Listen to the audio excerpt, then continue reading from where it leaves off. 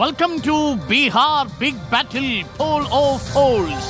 പ്രിയപ്പെട്ട പ്രേക്ഷകരെ, ഹിന്ദി ഹൃദയഭൂമിയിലെ ഏറ്റവും നിർണായകമായ ബീഹാർ നിയമസഭാ തെരഞ്ഞെടുപ്പിന്റെ രണ്ടാം ഘട്ടം അവസാനിച്ചിരിക്കെ, അതും റെക്കോർഡ് വോട്ടർ ടേൺ ഔട്ടോടുകൂടി അവസാനിച്ചിരിക്കെ എല്ലാവരുടെയും കണ്ണുകൾ എക്സിറ്റ് പോളിലേക്കാണ്.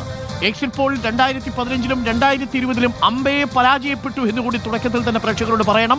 അതായത് ഭൂരിഭാഗം എക്സിറ്റ് പോളുകളും 2015-ലും 2020-ലും പരാജയപ്പെട്ടിരുന്നു എന്ന പശ്ചാത്തലത്തിലാണ് 2025-ലെ നമ്മളുടെ ഈ എക്സിറ്റ് പോൾ ഓഫ് പോൾസ് പ്രേക്ഷകരിലേക്ക് എത്തുന്നത്.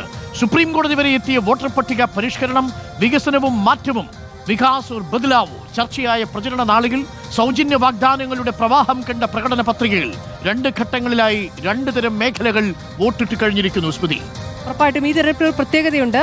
SIR-ന് ശേഷമുള്ള തെരഞ്ഞെടുപ്പിന് പ്രത്യേകതയുണ്ട്. വോട്ടർ അധികാർ യാത്രയ്ക്ക് ശേഷമുള്ള തെരഞ്ഞെടുപ്പിന് പ്രത്യേകതയുണ്ട്. ഒരുപാട് വിഷയങ്ങൾ ചർച്ച ചെയ്യപ്പെട്ട ഒരു തെരഞ്ഞെടുപ്പാണ്. അതെ, ആ വിഷയങ്ങളുടെ ഒരു ബാഹുല്യമാണ് അത്. പാറ്റ്നയിലേക്ക് തേജസ്വിയും രാഹുൽ ഗാന്ധിയും നയിച്ചെത്തിയ റാലിയോടെ അതായിരിക്കും വോട്ട് തീരുമാനിക്കുക എന്ന് പറഞ്ഞതിൽ നിന്ന് രണ്ടാം ഘട്ട വോട്ടെടുപ്പിന് തൊട്ടു മുൻപുണ്ടായ ചെങ്കോട്ടയിലെ സ്ഫോടനം വരെ വോട്ടിനെ സ്വാധീനിച്ചിട്ടുണ്ട്. തേജസ്വി യാദവിന് എന്നുള്ളതാണ്.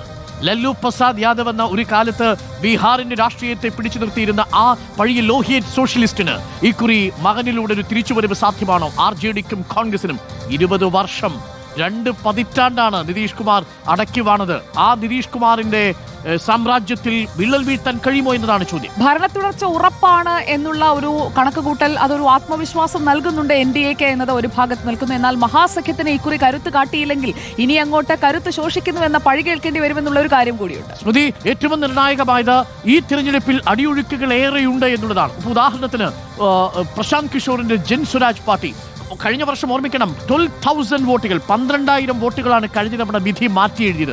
കേവലം 12,000 വോട്ടുകൾ.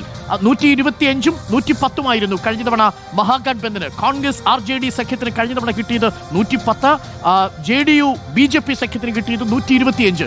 കേവലം 15 സീറ്റുകളുടെ മാത്രം വ്യത്യാസമേ ഉണ്ടായിരുന്നുള്ളൂ. ജൻസുരാജും അതോടൊപ്പം തന്നെ ഉവൈസിയുടെ പാർട്ടിയും സ്പോയിലർമാരാകുമോ എന്നുള്ളൊരു പ്രധാനപ്പെട്ട വിഷയം അവിടെ നിൽക്കുന്നു. ഏതായാലും വാഗ്ദാനങ്ങൾ ഏതൊക്കെയാണ് ഫലം ചെയ്തതെന്നാണ് ഏറ്റവും പ്രധാനം, പ്രത്യേകിച്ച് സ്ത്രീ വോട്ടർമാരെ സ്വാധീനിച്ചത്. അപ്പോൾ നിർണായകമായ പോൾ ഓഫ് പോൾസിലേക്ക് നമ്മൾ കടക്കുന്നു. Welcome to reporter poll of polls. 2 പതിറ്റാണ്ട് ബീഹാറിനെ അടക്കി ഭരിച്ച നിതീഷ് കുമാറിന്റെ JDU BJP സഖ്യം അധികാരത്തിലേക്ക് തുടർച്ചയുണ്ടാകുമോ എന്ന് മാത്രമല്ല, അധികാര തുടർച്ചയിൽ നിതീഷ് കുമാർ തന്നെയാകുമോ മുഖ്യമന്ത്രി, അതോ കുറച്ചു കാലത്തേക്കുള്ള മുഖ്യമന്ത്രിയാകുമോ? അദ്ദേഹത്തിന്റെ ആരോഗ്യ പ്രശ്നങ്ങളടക്കം മഹാസഖ്യത്തിന്റെ പ്രധാനപ്പെട്ട ഒരു പ്രചാരണ വിഷയമായിരുന്നു. സുജയ, നോക്കൂ, രണ്ടാം ഘട്ടത്തിലും വിധി എഴുതി കഴിഞ്ഞിരിക്കുന്നു ബീഹാർ. അതും റെക്കോർഡ് വോട്ടർ ടേൺ ഔട്ടാണ് ഇപ്പോൾ വന്നിരിക്കുന്നത്.